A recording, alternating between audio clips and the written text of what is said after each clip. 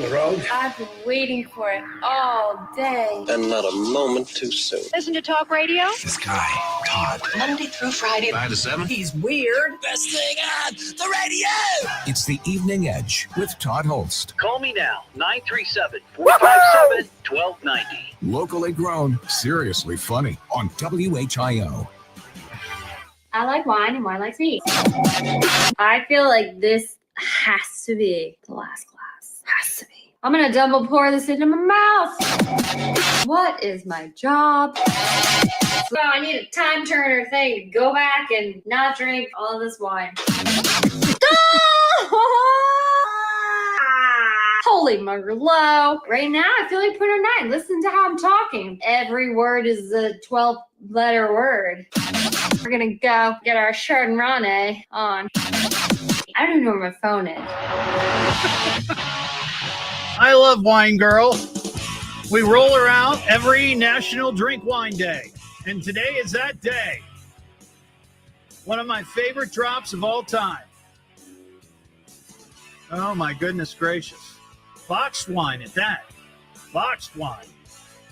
But it's also, like, if you're not a wine drinker or you just don't drink, that's fine. It's also National Battery Day. So if you can't celebrate Wine Day, celebrate National Battery Day. Maybe, change the batteries in your smoke detectors or your gadgets or your toys or whatever you got. Freshen them up. Fresh up those batteries. I did it this morning. Remote control in the bedroom, not working. Fresh new batteries.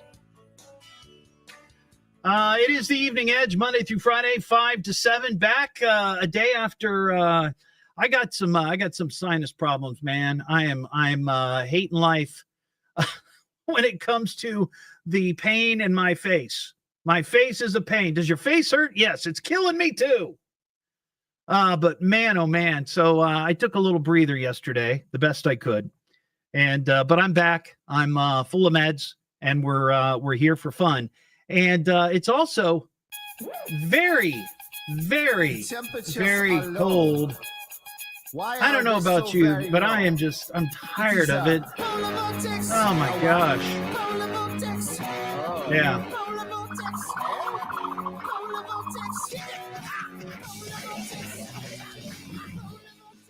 That's what I'm feeling about the polar vortex. It just needs a good pummeling.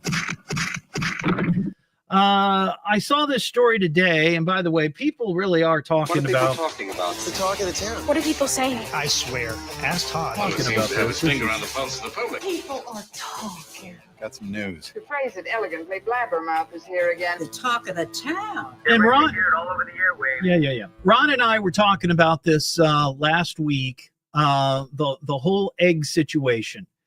And then this morning, when I came in, I saw that there was a report on News Center 7 from News Center 7's Malik Patterson. And apparently he was out, and I hope you saw this story. It's on WHIO.com. He was out at a grocery store, Drexel Food Town. Now, it's been a while since I've been to Drexel. I sometimes drive through Drexel when I'm going to see, extended family.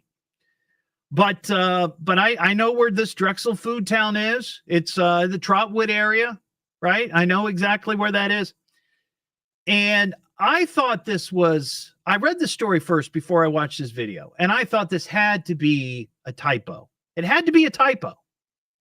And I almost went to the news desk and I said, are you sure? Are you sure that a carton of 18 eggs at the Drexel Food Town is $17.69. So I watched the video. Right there. 18 eggs for $17.69. They're selling a half a dozen eggs for $5.99 and a dozen eggs for $11.69. Now, I don't know, admittedly, I don't do the grocery shopping in our house. I don't. But I'm pretty sure that the eggs at Kroger are not $17.69 for 18. So I'm just curious if anybody else has encountered this somewhere other than the Kroger. These prices are out of control. And one person that they talked to said that he's taking a personal stance against buying eggs. He's had it. No more eggs. In fact, he says he's not going to purchase any chicken products.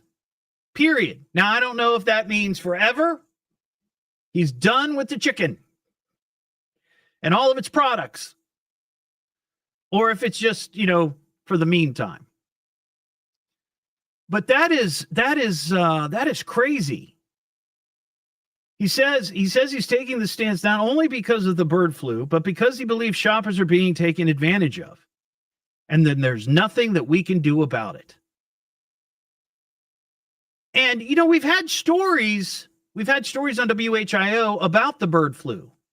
How many hundreds of thousands? Maybe the number was millions. I can't remember. It's been a number of weeks up in Dark County.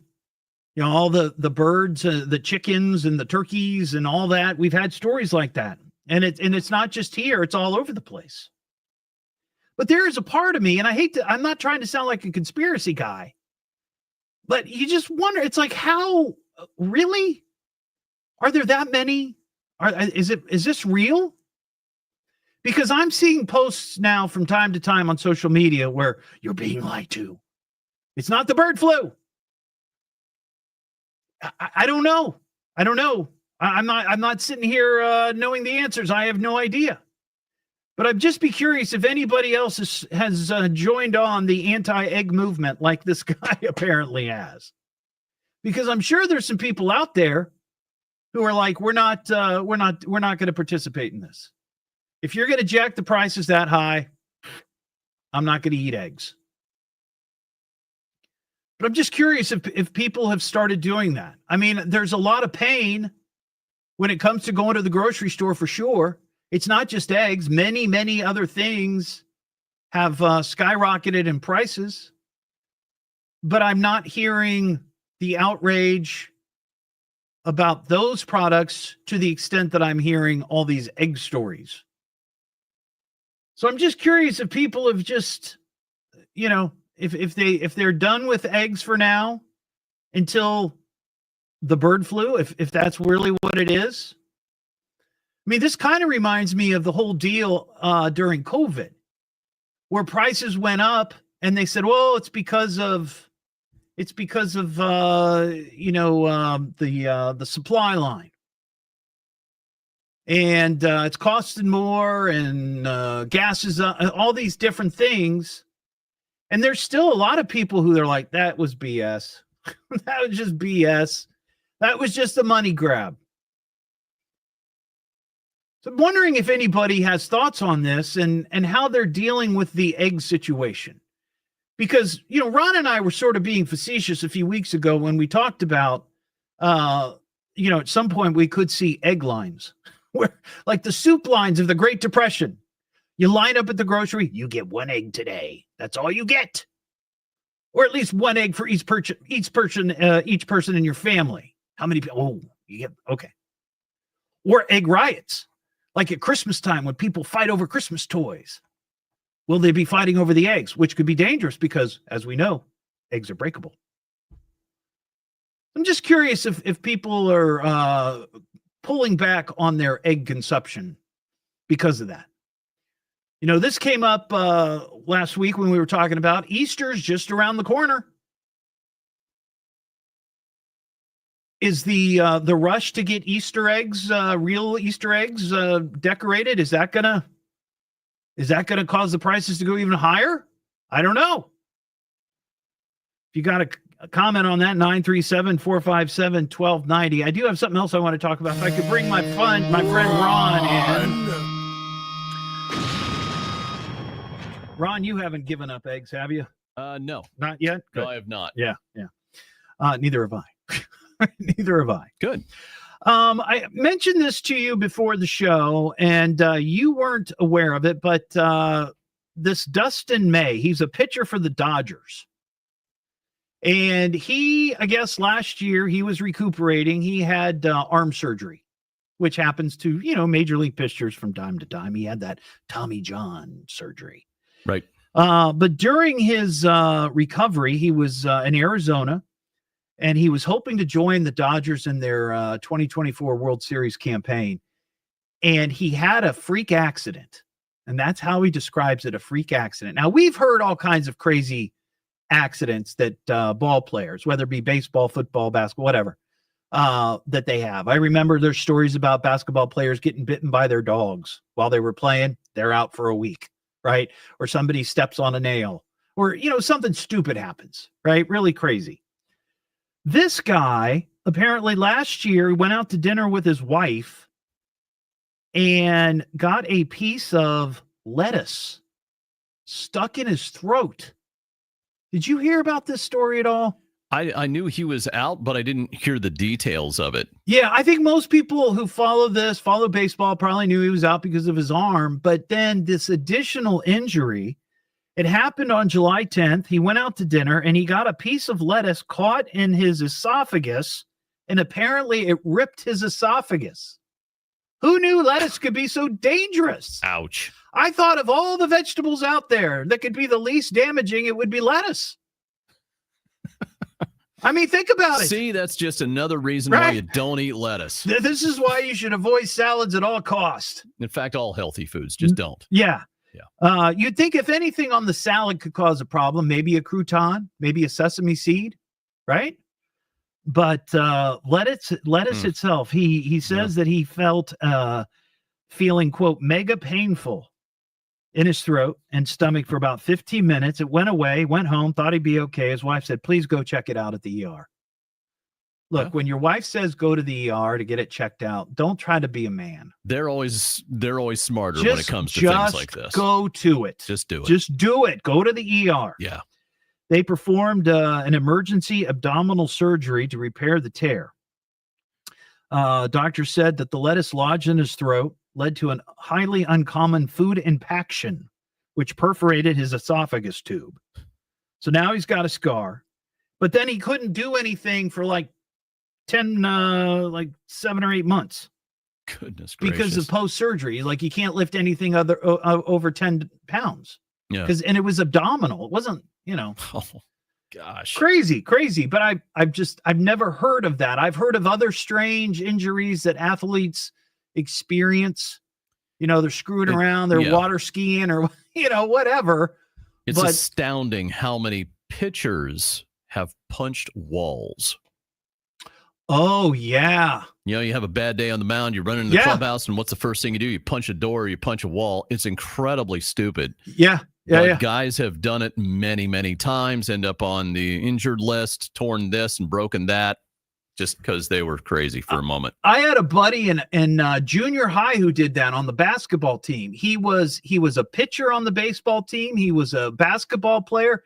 And during a basketball game, he, something happened and he punched a wall. Now it was, like in a high school gymnasium, they've got the padded, there's usually a pad underneath the hoop. Pads up on but the wall. he hit that thinking that he'd be okay. And he did. It wasn't. He broke his hand, and he was out for the season, both basketball and baseball, because he broke his hand. What's that line from Bull Durham? Don't punch a drunk with your pitching hand. That's right. That's a line. Yeah, everybody should learn that. It's the Evening Edge with Todd Hollst. Yeah, he's a good guy. He's a good guy. Fun listening. It's a good ride, but there's never any real danger. Give it some time, man. You'll realize. You'll see. He'll grow on you. Locally grown, seriously funny on WHIO.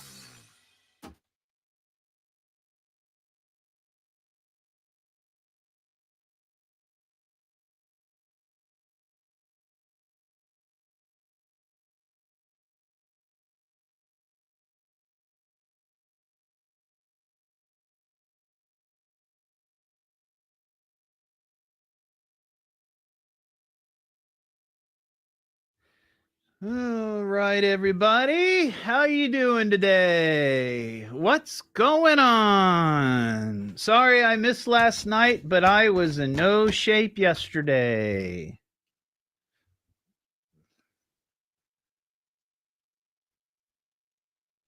Yeah, I played hooky all right. Sitting in my lazy boy at home, keeping my mouth shut and my eyes closed.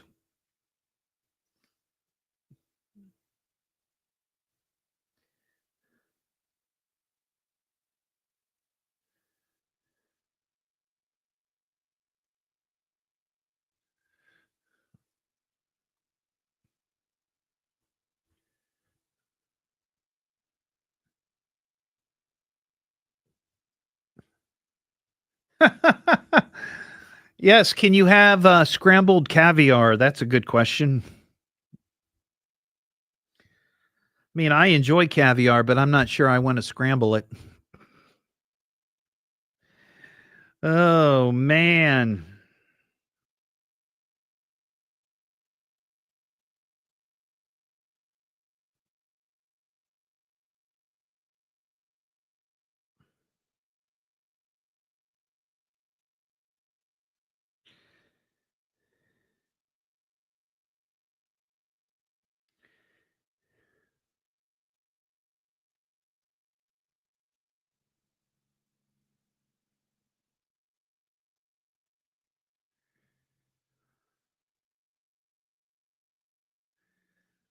A caviar omelet. Boy, that doesn't sound good at all. That sounds thoroughly disgusting.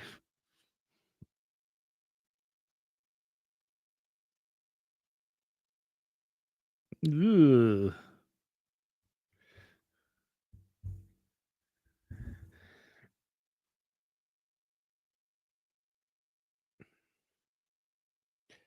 No, Dennis, I did not. They were in another room. I was not feeling very I just wasn't feeling great yesterday. I didn't want to be bothered. They were fine though.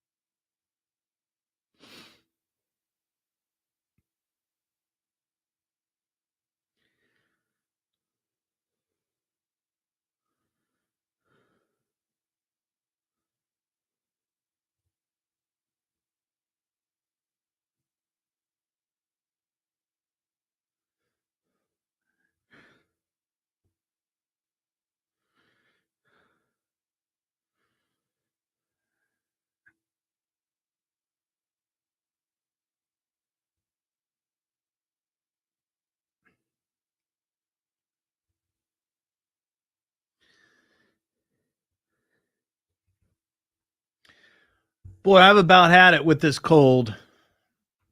This cold weather has got to go.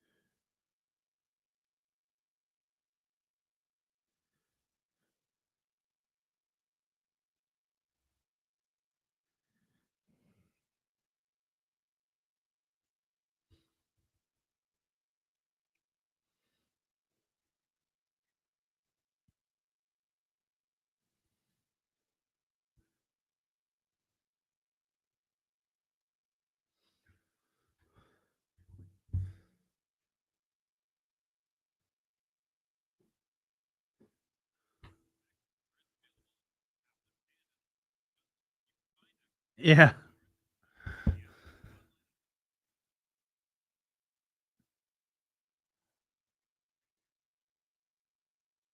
Lana, probably, yeah. I have a list of sort of show features I do from time to time, and that's one of them. I always love doing that. Sometimes I do that show when I'm just like, it's either National Fortune Cookie Day or I don't feel like putting a lot of effort into it. It's very, very simple. It's very, very simple. You know what I mean?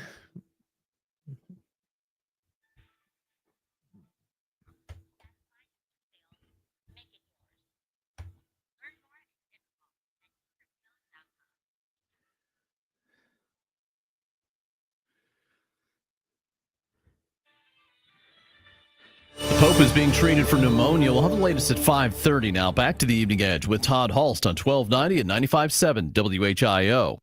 I'm just trying to make a living. The Evening Edge with Todd Hollst. Call Todd now, 937-457-1290, or message him at Evening Edge Todd. Locally grown, seriously funny on WHIO. Back here on the Evening Edge, Monday through Friday, 5 to 7. Finally got to see the video of the big hockey fight between the U.S. and the Canadians on Saturday. That was awesome. That was awesome. First 9 seconds, 3 fights. Are you kidding me? The best part was when one of the announcers were like, this is great hockey. It's like, we haven't seen any hockey. All we've seen are fisticuffs. Good Lord. Mark in Versailles. Hey, Mark. Hello, how's it going? Good. How you doing, man? Pretty good. Got a question. See if you've heard anything. Okay. You hear all these big egg farm or poultry producers and everything get the chicken flu. Why hasn't anybody with like 20, 30 birds, in their backyard? I haven't heard anybody say, well, we got the bird flu and had to kill our 30 birds, 20 birds, Yeah, I don't know. Odd that you only hear the large Well, ones. I suppose, but I guess when you have a large group of birds like that, if one of them gets it, it probably spreads pretty quick. And I guess it's obviously that could happen with people with a small group of birds. But I guess because you've got so many sort of out and about, I don't know, maybe it's easier for them to catch it and spread it. I don't know. I'm no expert. I want to know why. I want to know why the Canada geese aren't having issues with this. Do we know? Or could this be from Canada? Just another conspiracy to think about. Have a good night. Thanks, Mark. Real quickly, David in Centerville. Hey, David. Hey, how are you? Good. What's up, man? Well, I wanted to make a comment about the eggs. I'm 62. I'm a diabetic, and eggs is part of my diet. Yeah. Low carbs, good protein, and it's really hard to pass that up. Yeah. Sometimes I have been and looking for other alternatives, but I must say, it's not just the eggs that I'm passing up in the supermarket. You go through the aisles, and my wife and I, we find ourselves just putting things back. Yeah. Bag of Fritos, close to $6. Yeah. Can it make it any smaller? Yeah. So as we go through, we're putting things back, and I just would be curious to know if other people are doing the same thing, or are they just thinking, this is what I got to do. But I think a lot of people are putting stuff back. But the thing is eggs go in everything.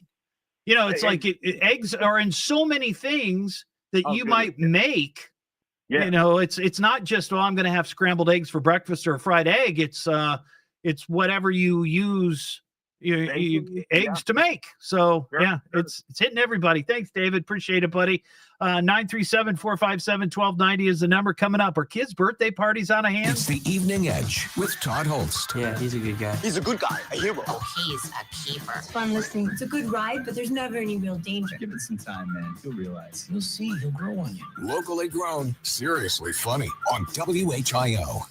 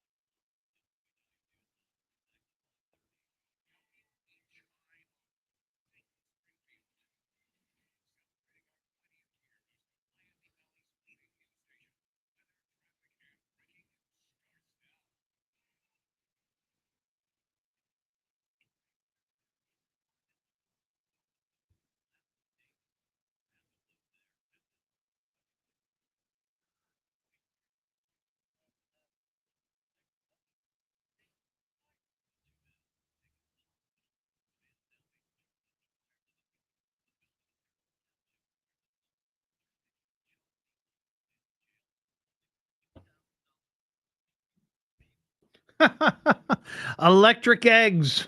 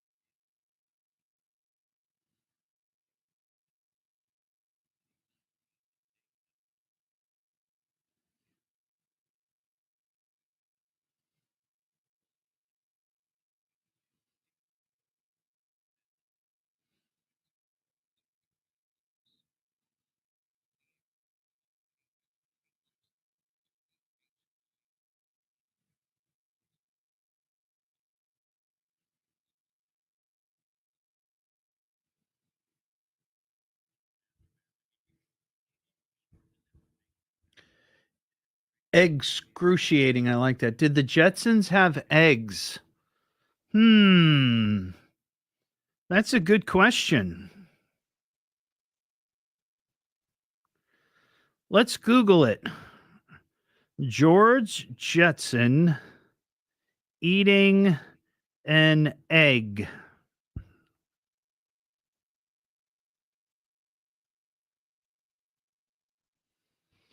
Let's see.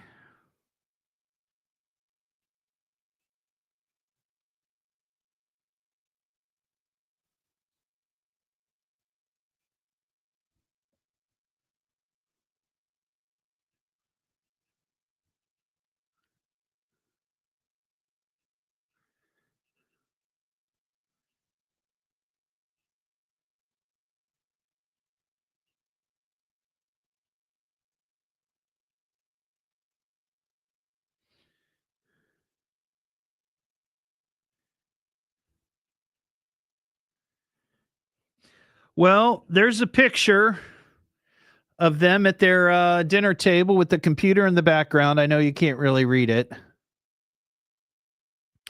But nothing on there says eggs. However, there is one that says desserts.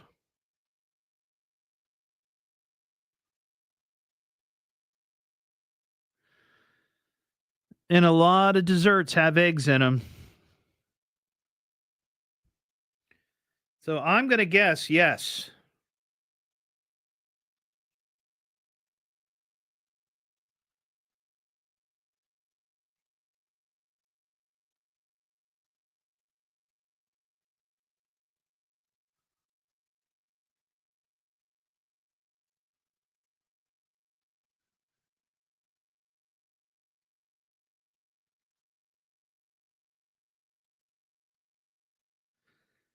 I think they did.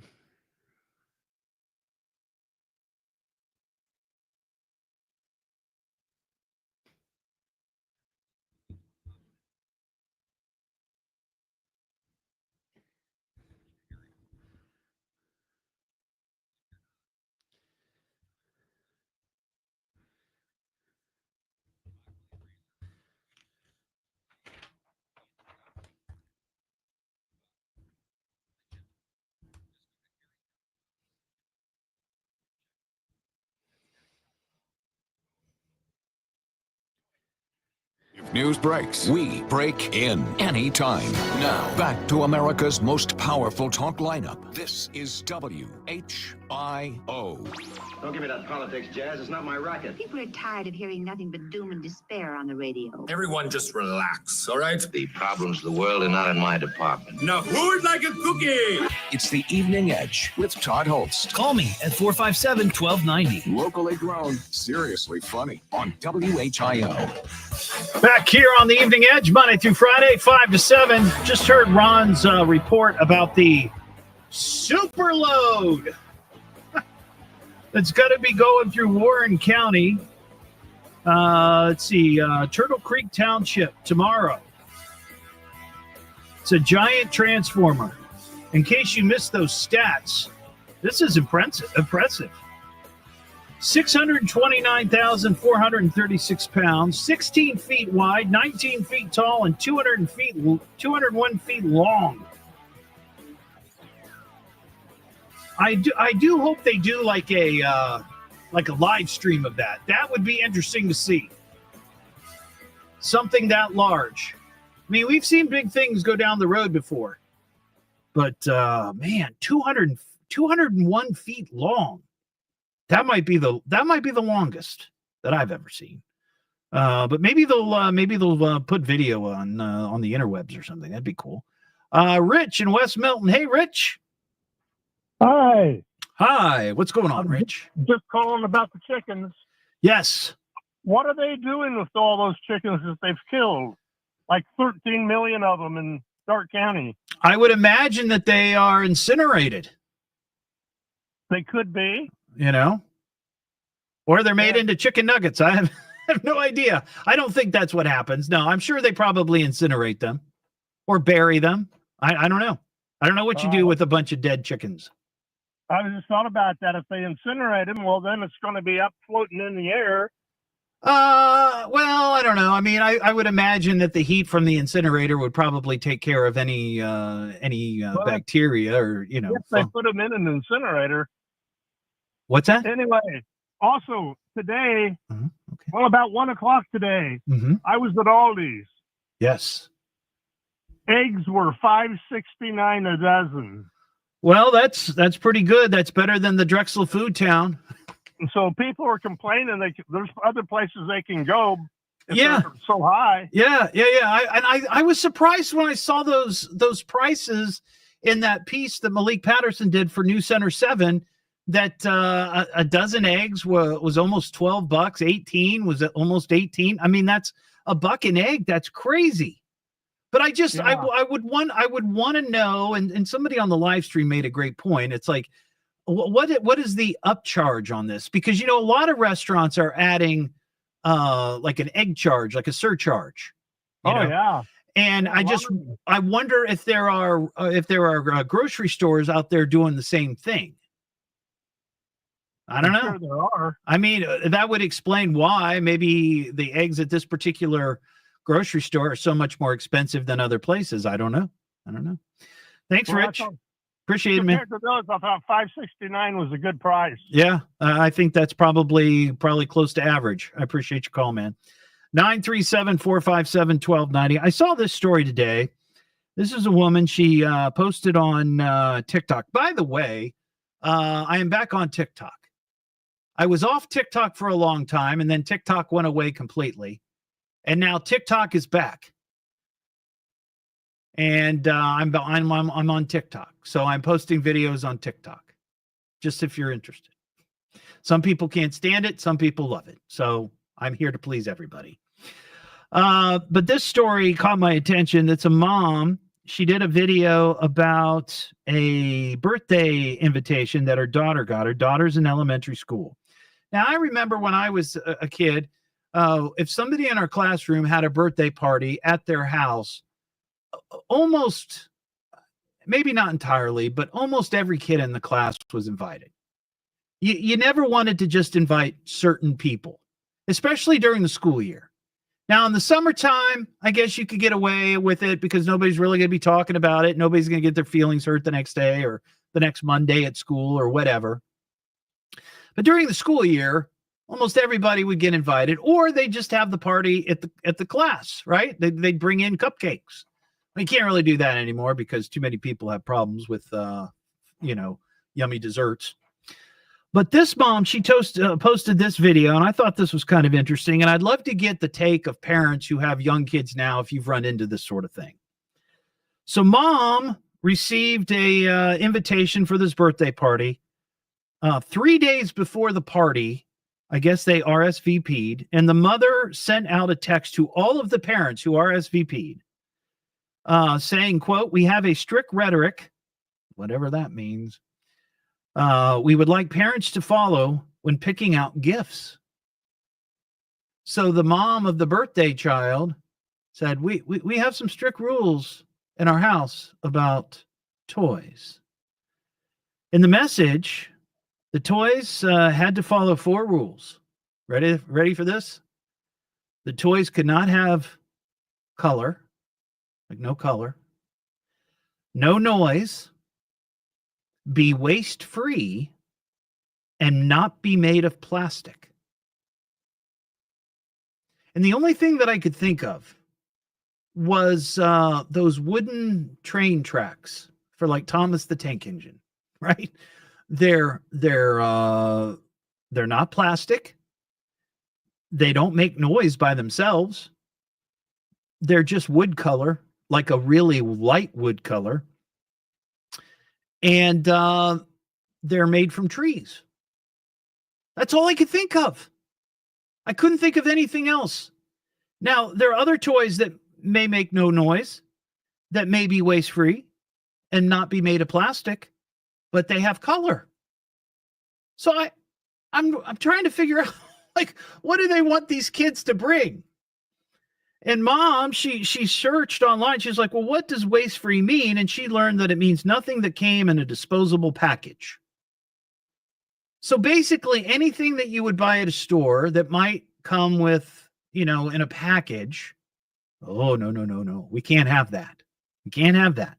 We can't even have birthday cards from the store. Because, it's not environmentally friendly, I guess. Mom then posted that at this point, they don't even want to go to the party, which I understand. But I'm just curious if anybody has explained or experienced this before with these birthday parties. Because, again, when I was a kid, it was just no holds bar, right? It was just fun. It was, plastic toys and cake and ice cream and candy and all kinds of fun stuff, water balloons and just, crazy good times. But yes, I guess over time, birthday parties now have become like, oh, well, we have I don't know about that. It just seems like a whole lot of effort for a little kid's birthday party. Maybe you've experienced that. We got Jim in Portland, Indiana. Hey, Jim. Hey, Todd. Hey, on the bird flu, I'm up here in the center of all this in Mercer, Dark, Jay County. Yeah, where we have millions of chickens. Right. When they dispose of them, they compost. They do them in a composting situation, which is one way that can negate the virus. It's an H5N1 virus. Ducks and geese do get it. I heard one guy asked about geese. They do get it. They are good transmitters of it. Also, they don't necessarily get it as severe sometimes, but they do get it as well as other birds. So let me ask you this. Maybe you know this then. I mean, how do chickens who are in a giant chicken house, right? Like, massive chicken place, right? Chicken house, I guess, chicken coop, whatever you want to call it. They're big. How do they get it then? Are they outside? Are they No, it's not. No matter how well you try to protect the environment inside, there's ways. Other birds, sparrows, and other birds can get in that are infected. Somebody that was say for instance, went into a confined feeding operation where they had that and didn't sanitize themselves like they should have, and went into another situation. They can spread it that way. It can spread in a lot of ways, and the birds are the confined birds are more susceptible because they're not exposed Sure. a lot of times to things that can make them more stronger, like their immune stronger, system yeah. stronger, like That's sending why a kids lot to of- a lot of daycare. small backyard flocks, if they're may not get it or may not exhibit it. They may have it but not exhibit it to the Right. degree you would in a large laying house. That makes sense. That makes sense. And I wonder if people, or if the experts, if they test those Canada geese, because we all see them all over the place, and I just wonder. It's like, well, when they're out and about, wherever they stop, if they poop somewhere, some other bird comes along, and ooh, what's that? Yummy, Yeah, and that's the way it's spread. Yeah. A lot, but they do check with that also, and there are instances where a large number of Canadian geese have been found, that have died from it. Right. So let's blame this all on the Canadians. We could do that. It's very trendy right now. Canada and the United States. We're in 2000. I think it was 2011, 2012, somewhere in there. We had another round of the bird flu, which took out a lot of flocks at that time as well. Yeah. All right, Jim. I appreciate the info. Not a problem. Take care, man. Yeah, there you go. You got a comment on that? 937-457-1290. Coming up, we got a Florida man causing chaos, in his name, Gizmo. I'm excited to tell you about this story. It's the Evening Edge with Todd Hollst. Yeah, he's a good guy. He's a good guy, a hero. Oh, he's a keeper. It's fun listening. It's a good ride, but there's never any real danger. Give it some time, man. You'll realize. You'll see. He'll grow on you. Locally grown, seriously funny on WHIO.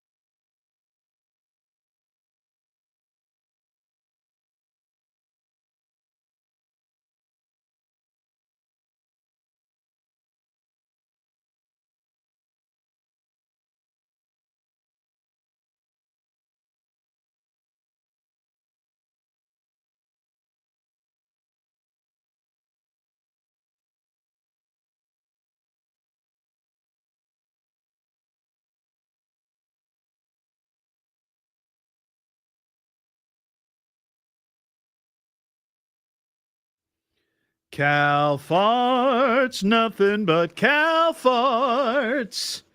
Smelly cow farts all over the field.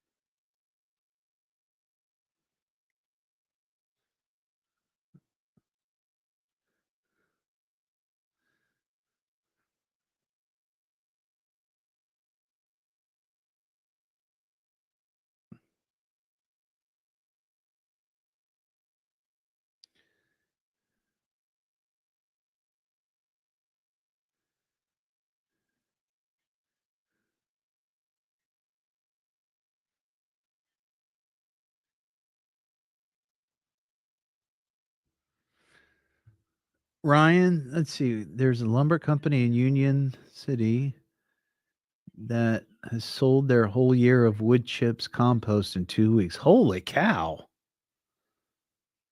Crazy.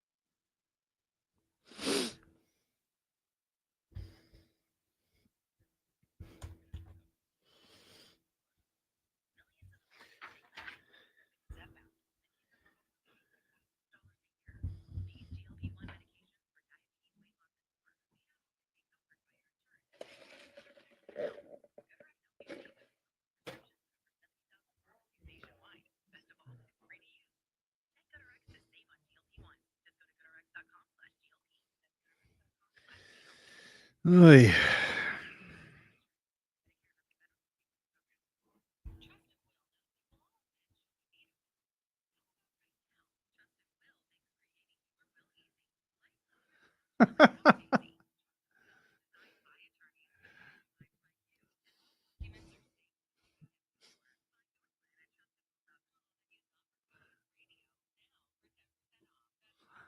Is that chicken you're having for dinner right now infected with the bird flu?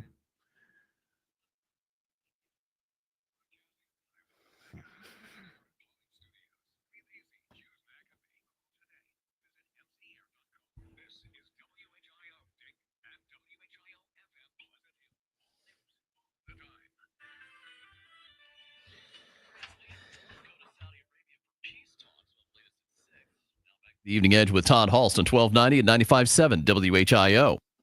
At best, you're an underachiever at a local radio station. The Evening Edge with Todd Hollst. Call Todd now, 937-457-1290, or message him at Evening Edge Todd. Locally grown, seriously funny on WHIO. Oh, Florida man shines with every single crime, stupefying and delicious.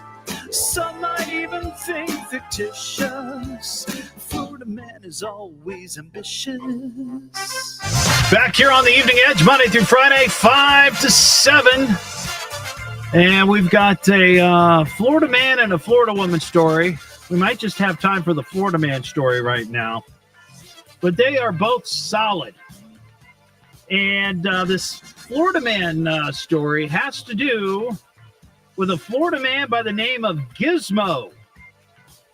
I love that name. Probably the best Florida man name that we've ever talked about on the show. And what was Gizmo doing? Well, Gizmo used food as a weapon. Why are people throwing food at you? It's criminal. We don't waste food around here. Food is not a weapon. Put down the pickle. I was attacked with baloney. Floating mashed tater ball. If you persist in throwing food, I'm going to have to ask you to leave.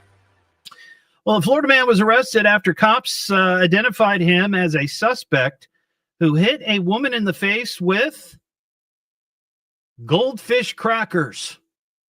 You know, the little fishies. Oh, my gosh. My sister loved those when we were little. And they're made right here in Ohio. Goldfish crackers. It happened inside a Family Dollar in Gulfport, Florida. Cops say the suspect, Michael Gonzalez, better known locally as Gizmo, walked out of the Family Dollar with around $50 worth of cleaning supplies and a package of goldfish crackers. Store manager confronted him about stealing, and that's when he hit her in the face with the goldfish crackers, causing a small cut underneath her lip. Ooh. I guess those little goldfish crackers, they could, I mean, if you get them winged at you pretty hard, you know, I guess it could cause some problems.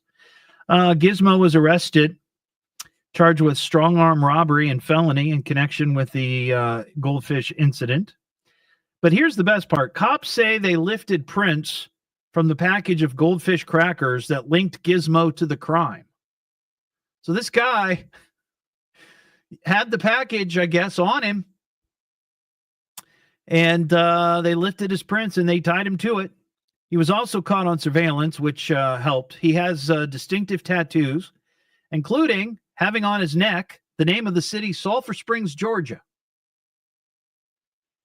He also has on his neck or on his face a spider web tattooed right between his eyebrows. So very, very easy to spot Gizmo around town. He's the guy that's got the tats on his face and smells of goldfish crackers. It's the Evening Edge with Todd Hollst. Yeah, he's a good guy. He's a good guy, a hero. Oh, he's a keeper. It's fun listening. It's a good ride, but there's never any real danger. Give it some time, man. You'll realize. You'll see. He'll grow on you. Locally grown, seriously funny on WHIO.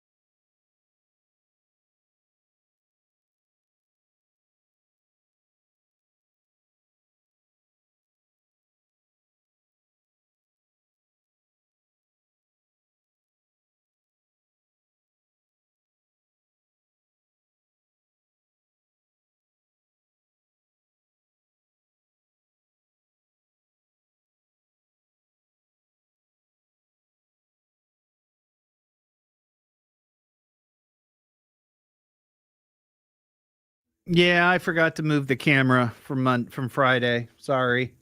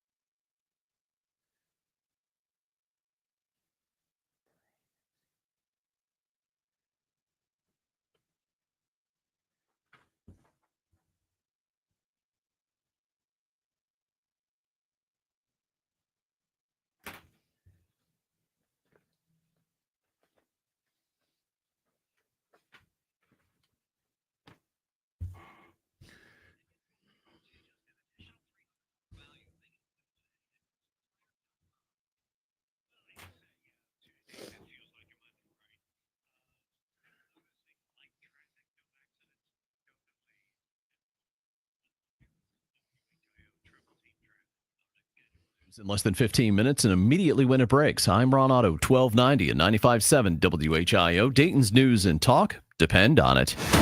If news breaks, we break in anytime. Now, back to America's most powerful talk lineup. This is WHIO. Can I turn on your radio?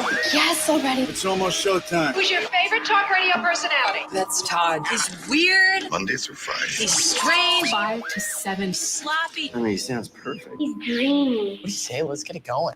It's the Evening Edge with Todd Hollst. Call me now, 937-457-1290. Locally grown, seriously funny on WHIO. Oh, Todd, you got off the couch today. So we're gonna give you just a little bit of praise. A little bit of praise just for you. Well, you actually got off your couch today. You know we gotta give you praise. Sing that name. Sing that name. Oh, Todd, we praise you. It is the Evening Edge, Monday through Friday, 5 to 7. The live stream up on Facebook and YouTube. This hour, we've got Ohio man story. We got a Florida woman who doesn't like having plans canceled on her. I mean, she really doesn't like it when somebody cancels on her. I mean, really, really, really bad.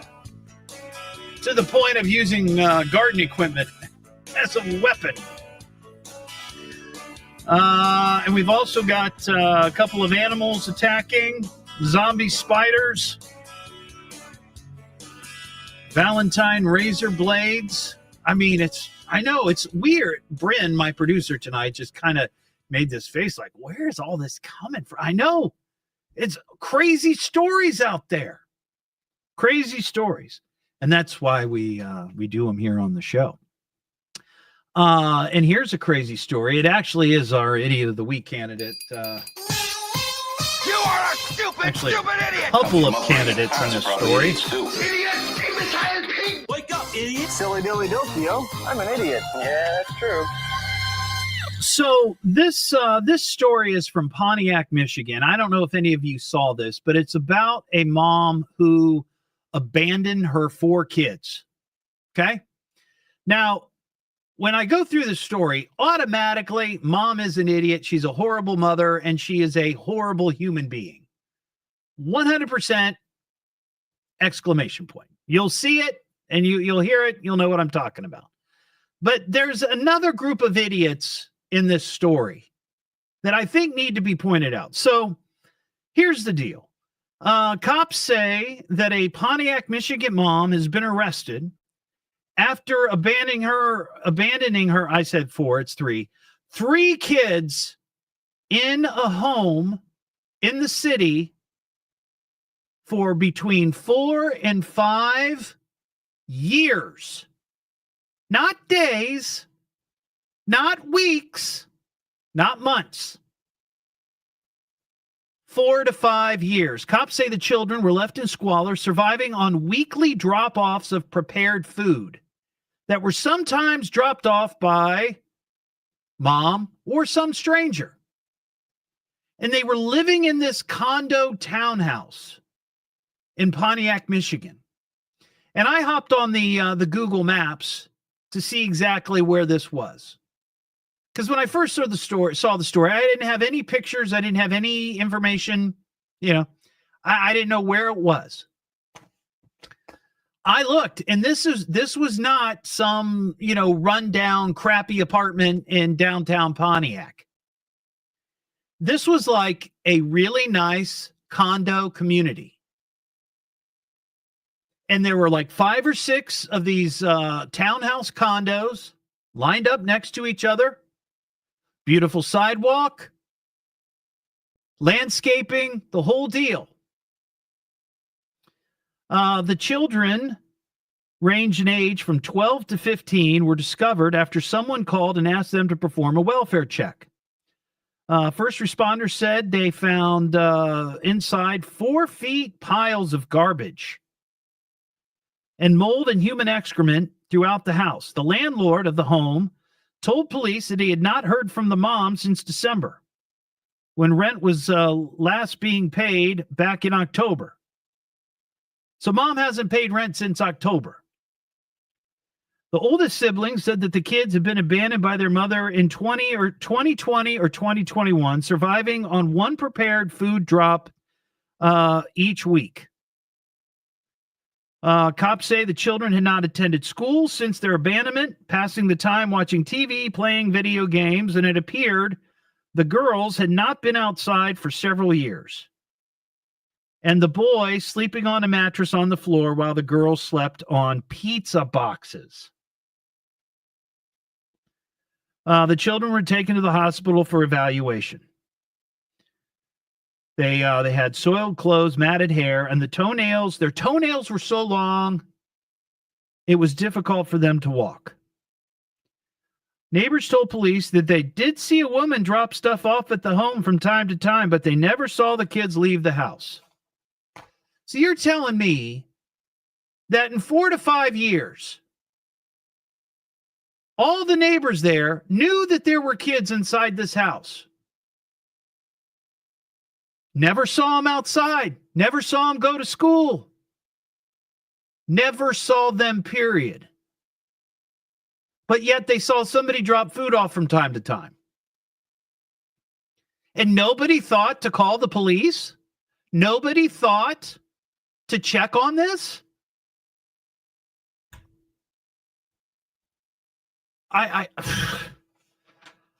I'm assuming some of the people may have moved in during that time and had no idea that there were kids living in that apartment. But somebody there in that area, and again, I looked at the pictures. I saw where this neighborhood was, the street. I mean, it's like a huge townhouse complex. And nobody at the school. Now, I guess you could make an argument, well, maybe they were homeschooled. Okay, well, if they're homeschooled, I do believe there still has to be some sort of contact between the parents and the school. Right? Am I wrong on that? How did nobody check on this for 4 to 5 years? And what kind of monster of a mom would do this? And here's the other thought, and I'm not blaming the victims here at all, these kids, okay? I mean, they're now 12 and 15, but this was 4 or 5 years ago. So they were 8, 9, 10 when it began. Were they not able to leave? Now that's a question. Were they not able to leave the house? Were they locked in there? I guess that's possible. We don't have all the details. They're investigating this. The kids are now safe and with a relative, hopefully, who doesn't have a proclivity for abandoning children. But could the kids not leave? Or make some sort of motion through the window? I mean, they were watching TV. So they had to be aware of the world on some level, right? I mean, you see a lot of things on TV. Oh, well, I guess that's not normal. I don't think what's happening here is normal. I don't, it's mind-boggling to me. Mind-boggling that nobody decided to check on these kids until now. And it sounds to me, I mean, from reading the story, it was the landlord. Because he wasn't getting his rent. That's why he called.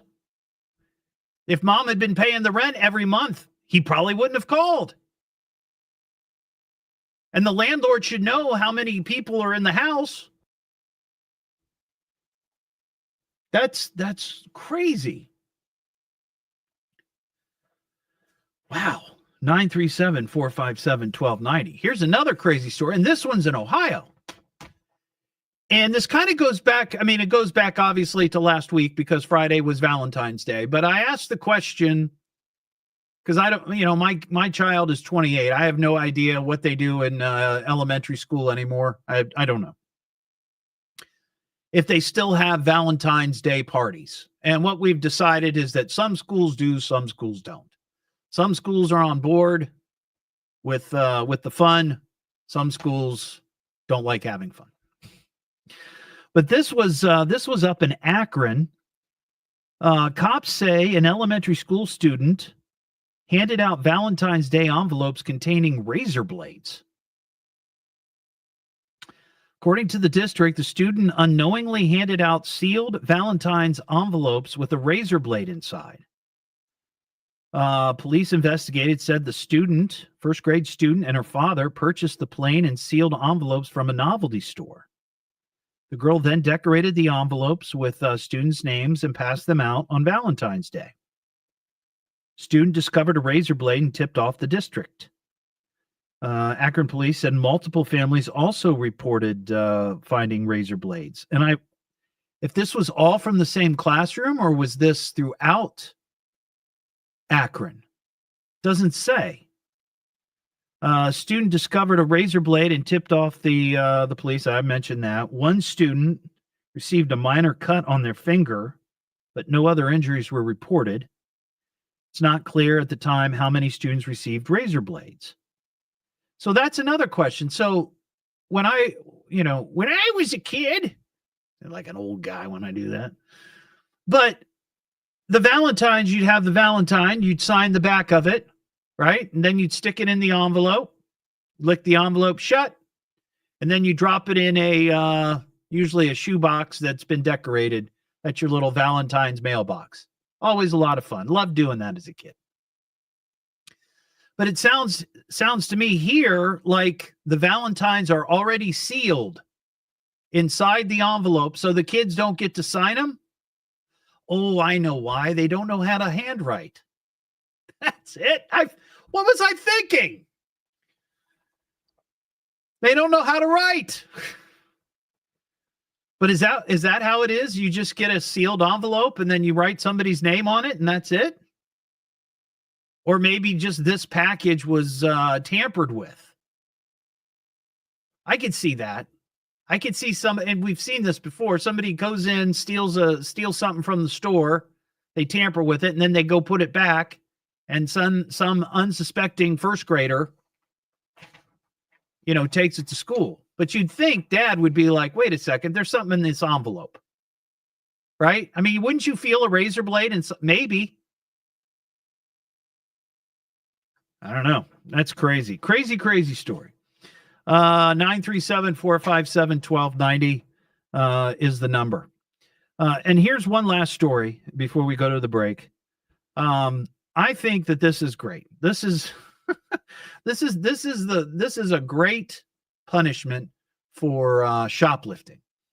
There's a judge up in Michigan who says he was shocked and surprised about how much shoplifting went on in stores. He said one day in his courtroom, he had 48 different cases of shoplifting. So he said, this is out of control. What can I do to stop this? So instead of just a normal punishment through the courts, a fine, you get a record, he's now making anybody who is busted for shoplifting offer free car washes at a Walmart parking lot. One Saturday a month. So all these people that have been busted for shoplifting are going to have to wash cars on Saturdays. I don't know how many Saturdays, if it's every Saturday or one Saturday a month, but he's hoping that this deters people from stealing. Because a lot of the cars that they're going to be washing, by the way, for free, are going to be their friends and neighbors. It's the Evening Edge with Todd Hollst. Yeah, he's a good guy. He's a good guy, a hero. Oh, he's a keeper. It's fun listening. It's a good ride, but there's never any real danger. Give it some time, man. You'll realize. You'll see. He'll grow on you. Locally grown, seriously funny on WHIO.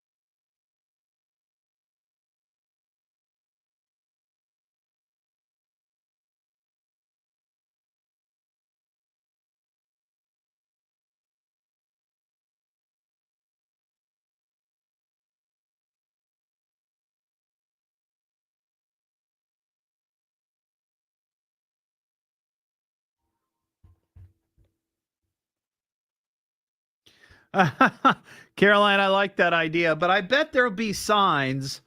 I bet there'll be signs out in the parking lot, and I guess Walmart is going to be supplying all of the stuff, all the supplies for washing the cars.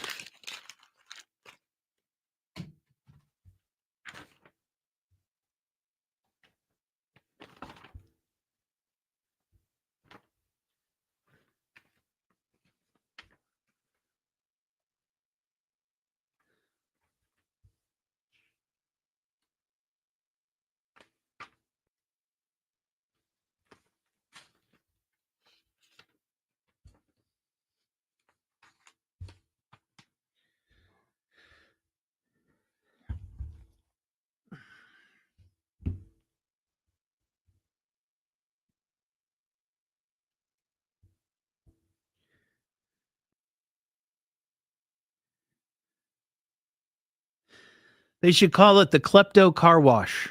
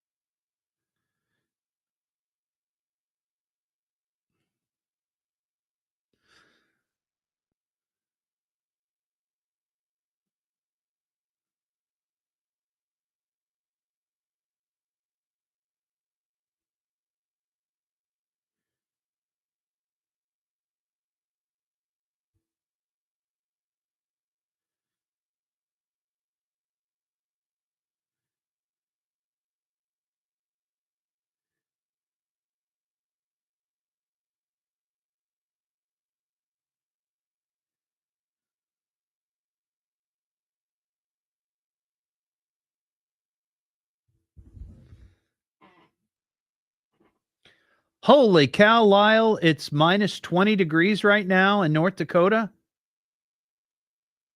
Man, oh man, oh man. I will quit complaining about the cold here.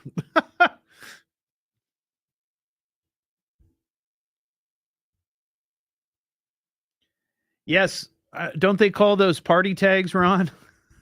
I've heard that. One of my best friends, a DUI attorney, and they call them party tags.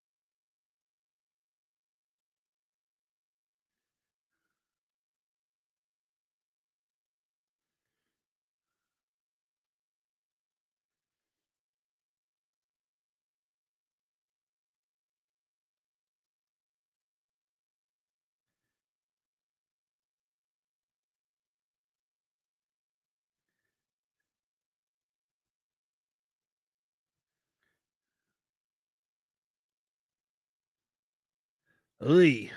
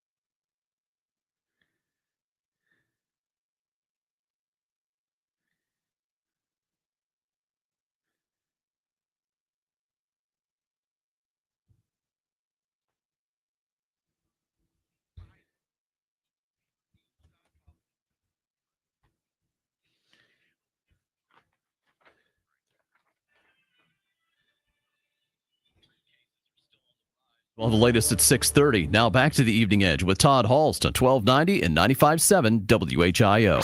From a psychological standpoint, the radio station represents a link to normalcy. The Evening Edge with Todd Hollst. Call Todd now, 937-457-1290, or message him at Evening Edge Todd. Locally grown, seriously funny on WHIO.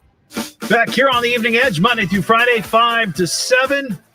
You know, we're all dealing with the polar vortex right now. And at the beginning of the show, I was whining about how cold it is. And it's pretty cold. I mean, right now, it's probably 10, 12 degrees. Bryn, can you see? Is there a weather gauge in there? Can you see? No? Probably like 12 or 13 degrees. But Edgehead Lyle, who listens and watches the show, watches the live stream, he's up in North Dakota. Right now in North Dakota, it is minus 23. That's without the wind chill. With the wind chill, they're looking at about minus 40 right now. I will take 12 degrees any day if it means I don't have to sit in minus 40 degree weather. It is Tasty Tuesday. Why don't you go inside and get yourself a tasty snack? Want a bite? They're real tasty. How you got so big that you food of this kind? It was tasty, delicious, and tasty. When you're hungry, everything looks tasty. That was tasty little hors d'oeuvre. Well, you know, I love talking about food because it's one of the things we can all agree on. We enjoy a good meal. We may not agree on politics or religions or sports teams or so many things divide us, but we all love a good meal. And I had a number of people send me this story, including my wife.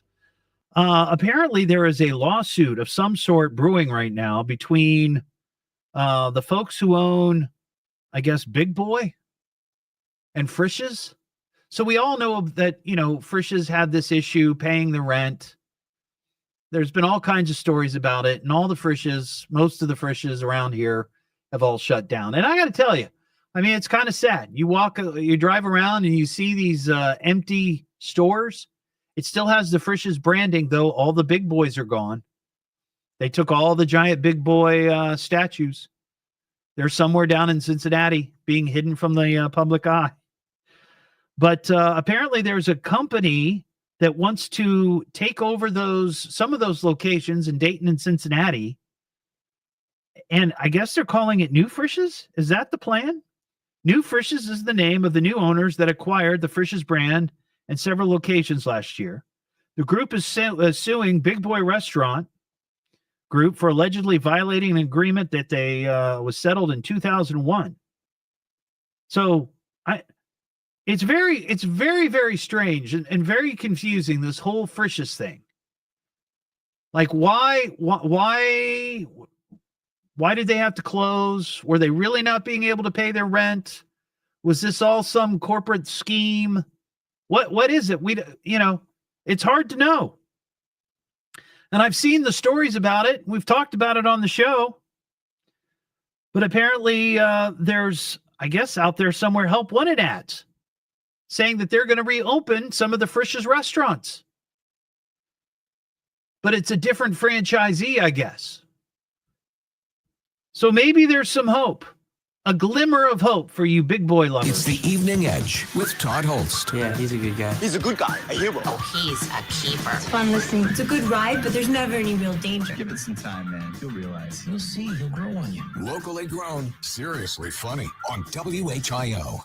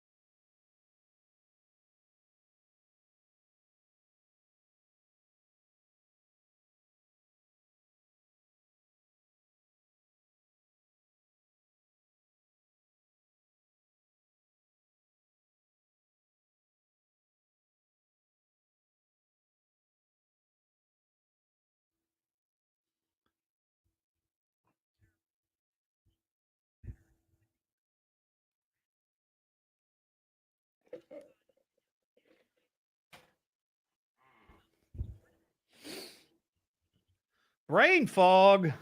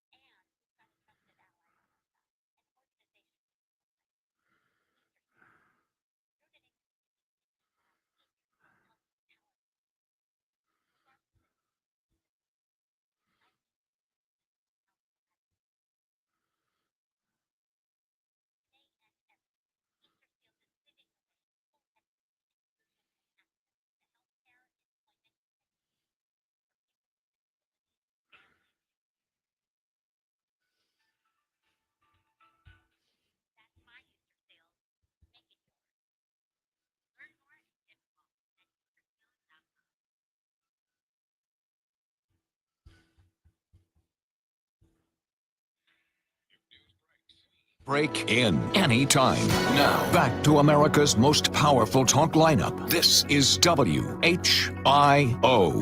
Be of good cheer and call me. Call me now! Call me! He's laughing at us right on the radio. Least we can do is get him on the radio and talk to him. It's the Evening Edge with Todd Hollst. Call me at 457-1290. Locally grown, seriously funny on WHIO. Back here on the Evening Edge, Monday through Friday, 5 to 7, live stream up on Facebook and YouTube. Couple of contests going on right now on eveningedgetodd.com. We have got a special Dayton-made gift basket from First Florist. We do this every month, and this was the first month. Throughout the year, we'll be doing this. You can register to win a Dayton-made gift basket. First Florist gift certificate, Esther Price Candy, Dots Pretzels, Marion's Piazza, Boston Stoker Coffee, dressing, yummy dressing from the Pine Club, and a Evening Edge with Todd jackpot coffee mug. You can register for that. And also, we have a contest right now where you can win $2,000. No strings attached. You don't have to do anything other than just register. And we're going to draw that winner at the end of the month. We have a Florida woman story. This is quality. She's totally crazy. She ain't no lady. Meth grin smells of gin. She's really wild, yeah, doing it trailer style. She'll pull a razor, carries a taser, trash a bar, steals a car. She's the one Mama said stay far away from. Yeah, she's a Florida woman. So this Florida woman, her name is Melanie Davis. She lives in Polk County, Florida. She's 47. And she and a gentleman friend apparently made plans to hang out one night. Well, something went wrong. Something happened. And the guy was like, hey, Melanie, I'm not going to be able to make it over to hang out. I'm sorry, but I just can't make it. So Melanie wasn't going to take no for an answer. Cops say she was upset by this decision by the unnamed man and drove to his home in Frostproof, Florida. I wonder where that is. Frostproof, Florida. About 3 a.m. Tuesday morning and began yelling at him from outside. The altercation escalated when Davis climbed a fence to his property, pushed through a door, and began punching the man. At some point, she grabbed a gardening tool and hit him with it.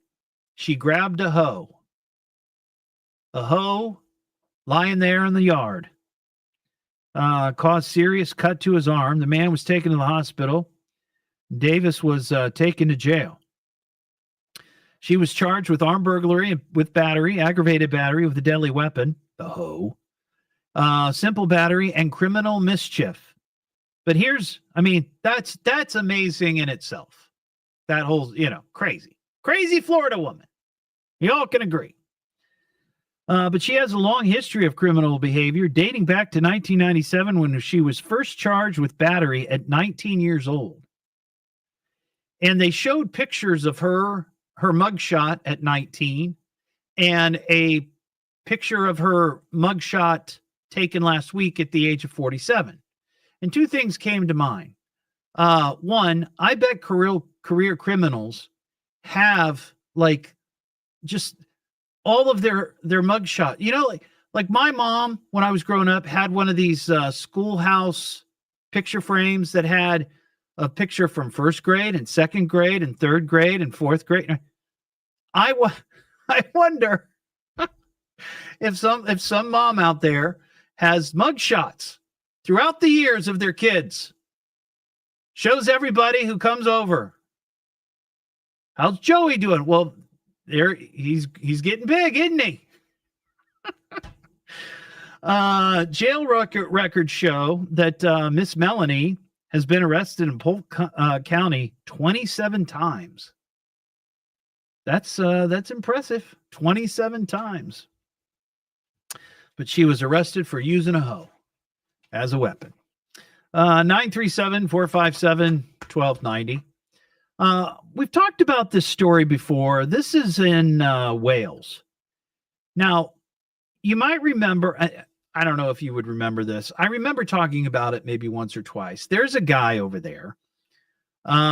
His name is James Howells.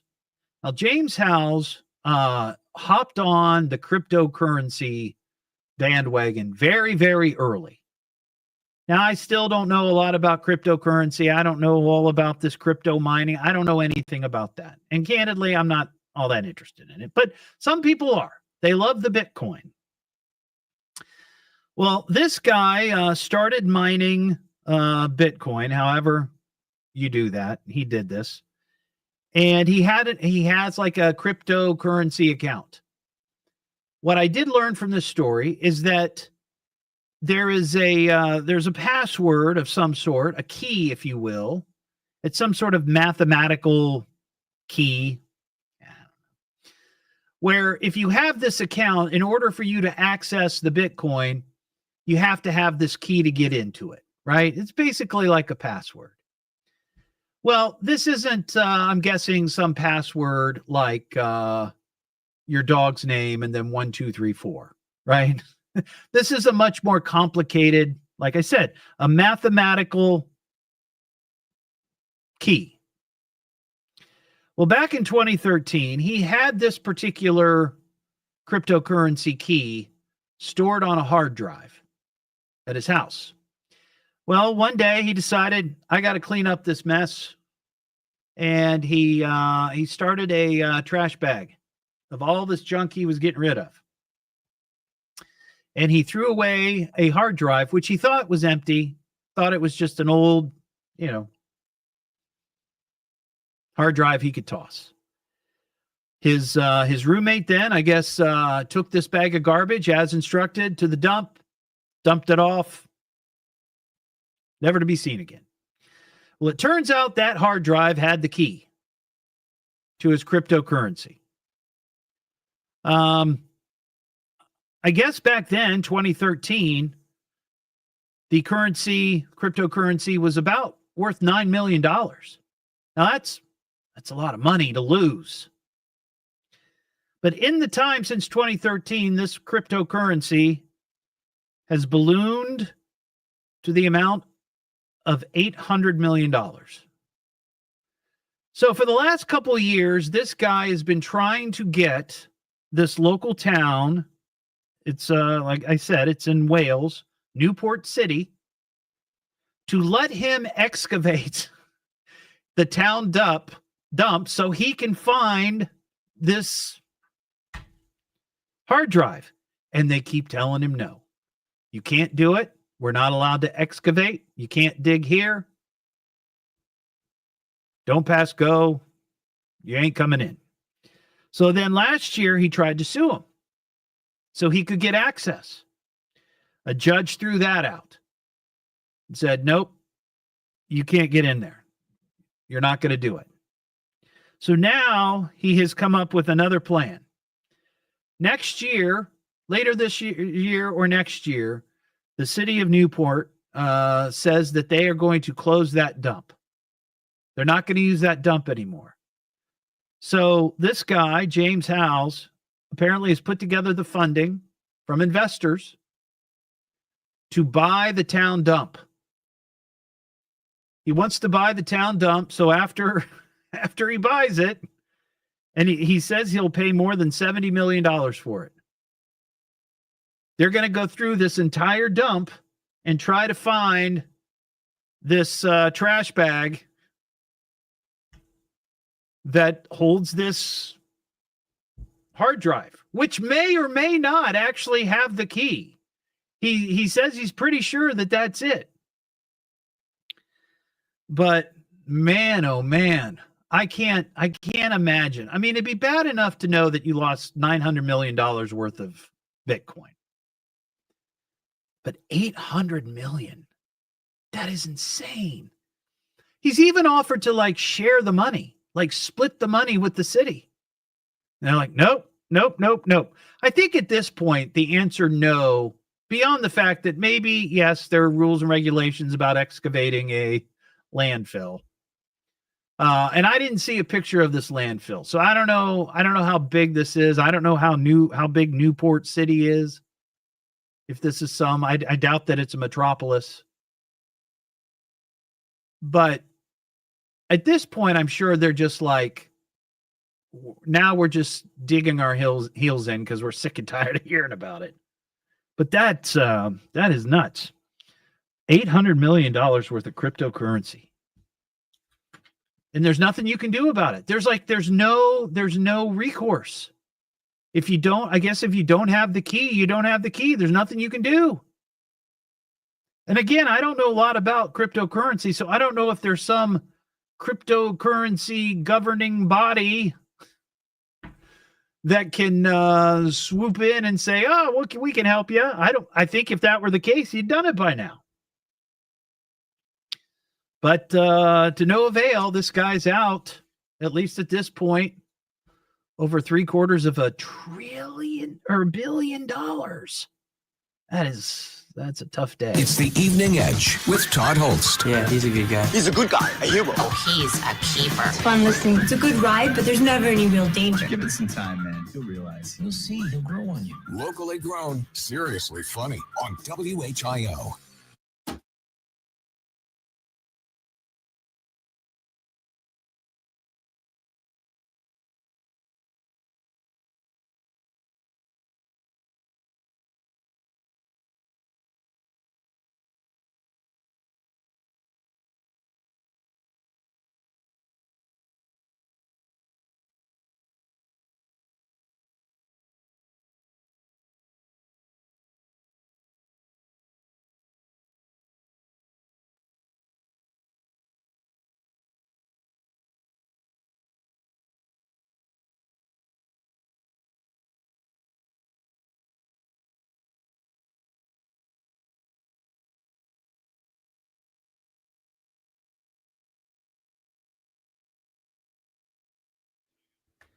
Isn't that the one where she boiled the bunny?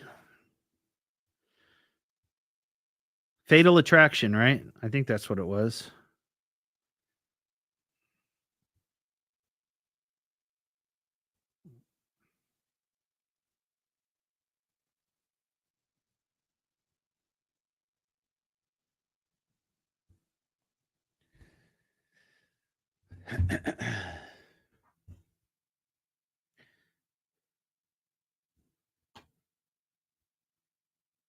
Thank you, Kelly. Appreciate it. I usually get one of these every year. I just hope I can fight off this flu that's going around.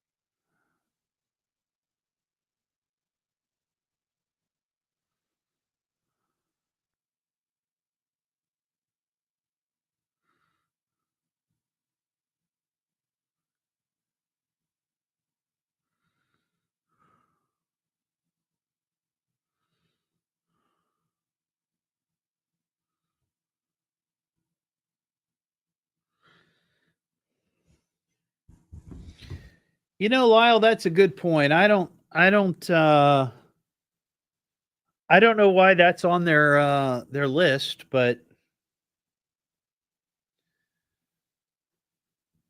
somebody asked about that last week, and I don't know the answer.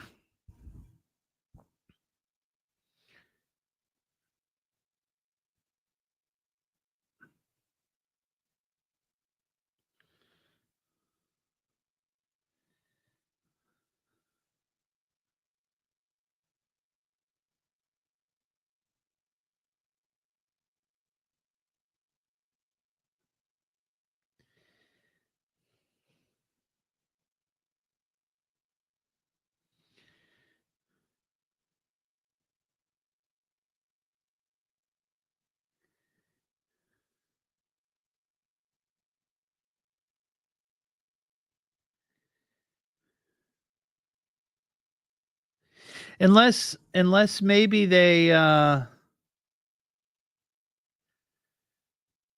wonder if maybe there's a local place that does it, that makes them. I don't know. I don't know why.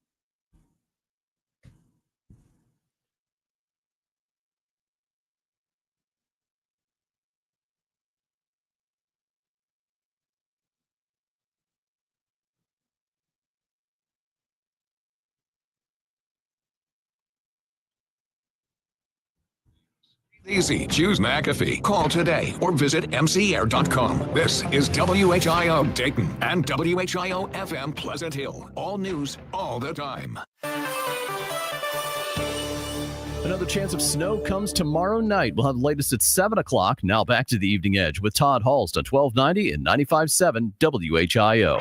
And now for our devoted listeners, back to the show. The Evening Edge with Todd Hollst. Call Todd now, 937-457-1290, or message him at Evening Edge Todd. Locally grown, seriously funny on WHIO. Back here on the Evening Edge, Monday through Friday, 5 to 7.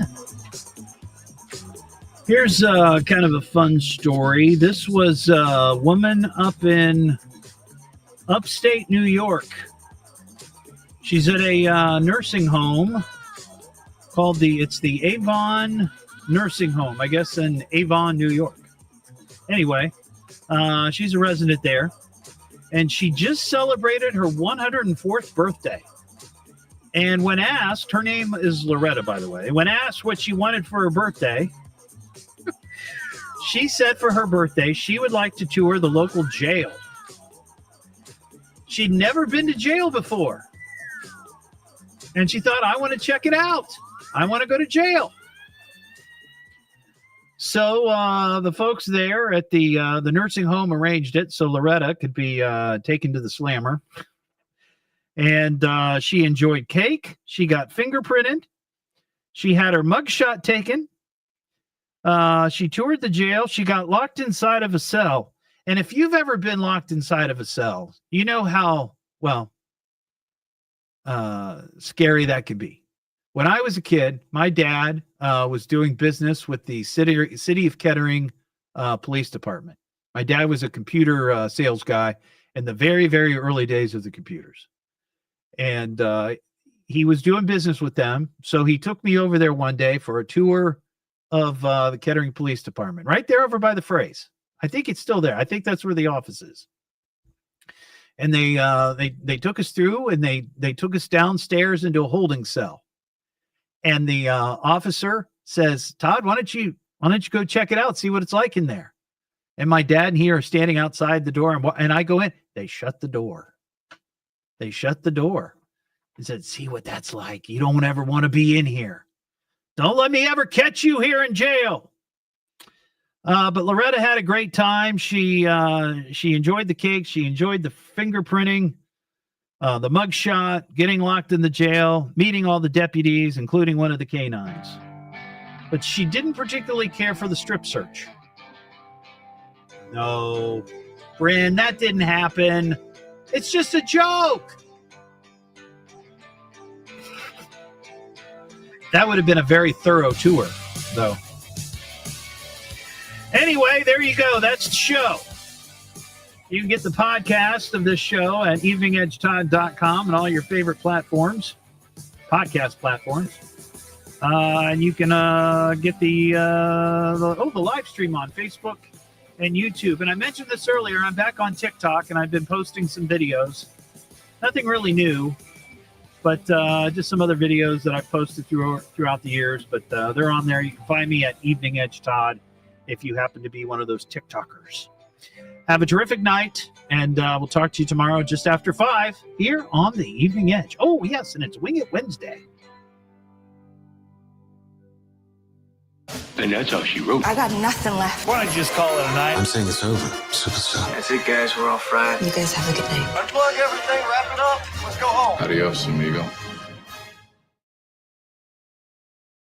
All right, everybody. Have a great night. Thank you. I hope to feel better. I mean, I'm feeling a little better, but my head is... So, have a good night.